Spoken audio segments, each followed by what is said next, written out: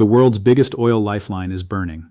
Not in flames you can see, but in fear, in disruption, and in a silent escalation that is sending shockwaves through global markets. The Strait of Hormuz, a narrow strip of water most people never think about, has suddenly become the most dangerous point on Earth. And right now, energy markets are panicking. Because this is not just a geopolitical flashpoint, this is a pressure point for the entire global system. Nearly 20% of the world's oil flows through this single choke point.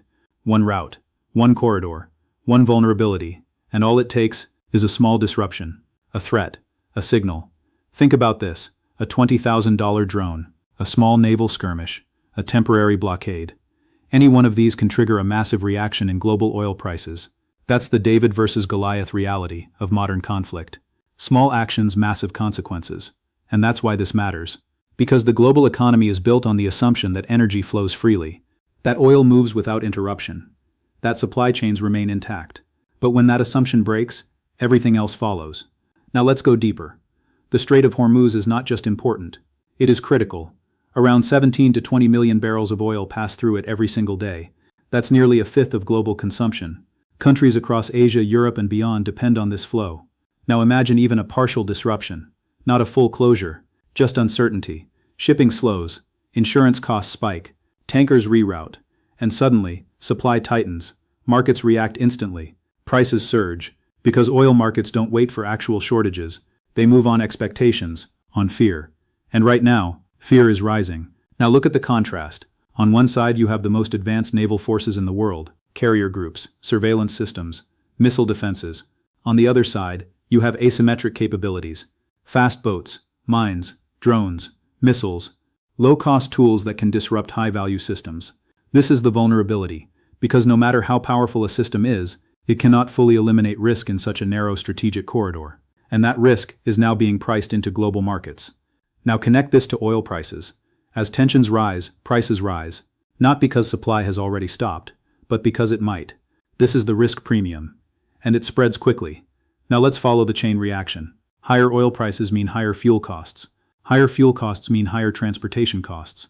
Higher transportation costs mean higher prices for goods. This is inflation. And inflation doesn't stay contained. It spreads across the entire economy. Now central banks step in, raise interest rates, tighten monetary policy. But here's the problem. The global system is already overloaded with debt. Over $300 trillion, built on years of low interest rates. Cheap money.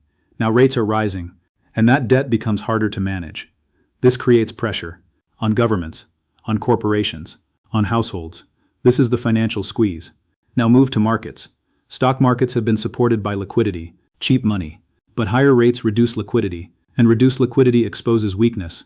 Valuations fall, volatility rises, confidence declines. This is how an energy crisis becomes a financial crisis. Now let's step back and look at history. Because this pattern has happened before. In 1973, tensions in the Middle East triggered an oil shock. Prices surged, inflation exploded, global economies struggled. But something else happened. The financial system changed. Oil became even more central to global power. Now look at today. The system is even more interconnected.